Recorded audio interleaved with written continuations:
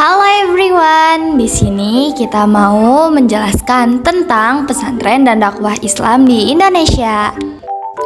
Sejarah dan unsur pokok pesantren.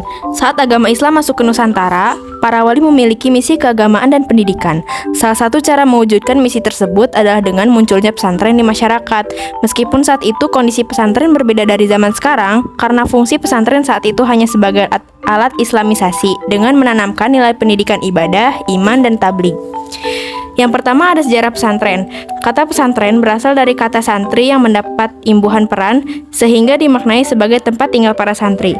Sistem pendidikan yang diterapkan di pesantren memiliki kesamaan dengan sistem pendidikan di India. Hal ini memperkuat argumen bahwa pendiri pesantren pertama kali di Pulau Jawa adalah Syekh Maulana Malik Ibrahim alias Sunan Gresik, Syekh Maghribi, yang berasal dari Gujarat, India. Pesantren pada awalnya adalah tempat yang digunakan sebagai media dakwah dan penyebaran agama Islam. Santri-santri yang menuntut ilmu di pesantren didik dan dicetak untuk menjadi dai sebagai penyiar agama Islam di daerah asalnya. Banyak nilai kebaikan dari pesantren pada zaman dahulu. Pesantren menjadi satu media yang membangkitkan kembali keterpurukan moral bangsa Indonesia, yaitu keterpurukan dari kemiskinan ilmu pengetahuan sampai keterpurukan dari ketertindasan politik selama masa kolonial. Ini menandakan bahwa pengajaran Islam memberikan perbaikan nilai-nilai sosial dengan menyerukan pada kebaikan dan mencegah kemungkaran. Amar ma'ruf nahi mungkar. Pesantren lahir dan berkembang beriring dengan hubungan harmonis antar masyarakat. Pesantren berkembang menjadi ciri khas budaya yang memang dibutuhkan oleh masyarakat untuk menunjuk kehidupan yang lebih baik.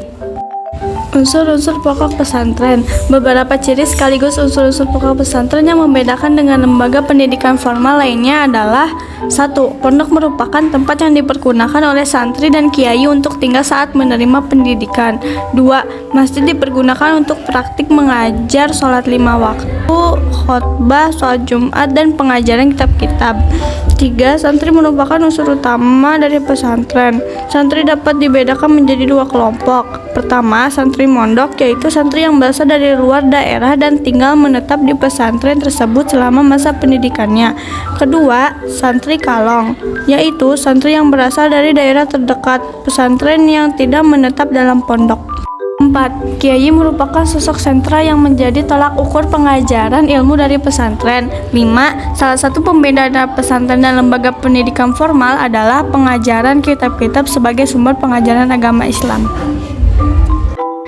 Secara garis besar, pondok pesantren terbagi menjadi beberapa jenis, yaitu 1. Pondok pesantren salafiyah.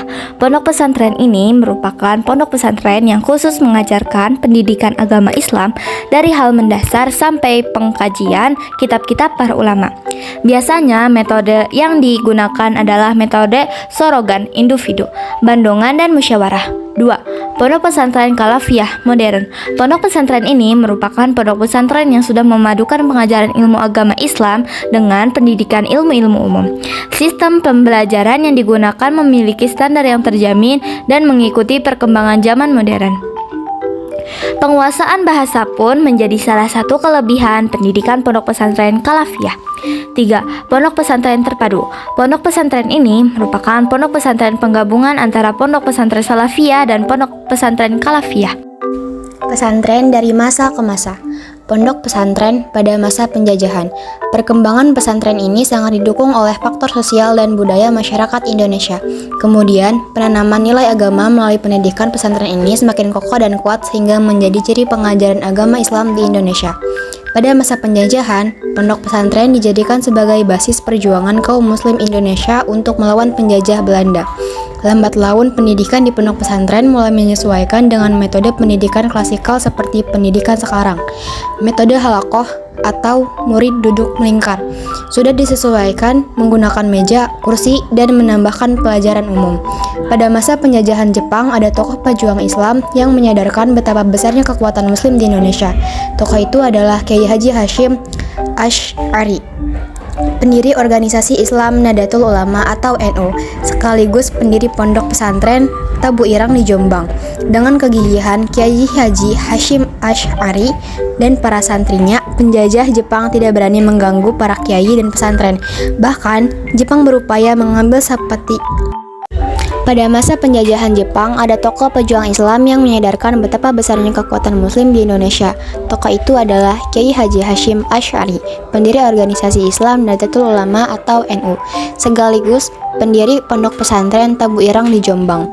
Dengan kegigihan Kiai Haji Hashim Asy'ari dan para santrinya, penjajah Jepang tidak berani mengganggu para kiai dan pesantren. Bahkan, Jepang berupaya mengambil simpati kaum Muslim di Indonesia dengan memberikan ruang untuk pengajaran agama Islam. Pondok pesantren pada masa kemerdekaan. Kemunduran ini membuat pesantren-pesantren kecil terpaksa tidak bisa bertahan. Hanya pesantren-pesantren besar yang mampu bertahan dan dapat menyesuaikan metode pembelajarannya dengan sekolah umum.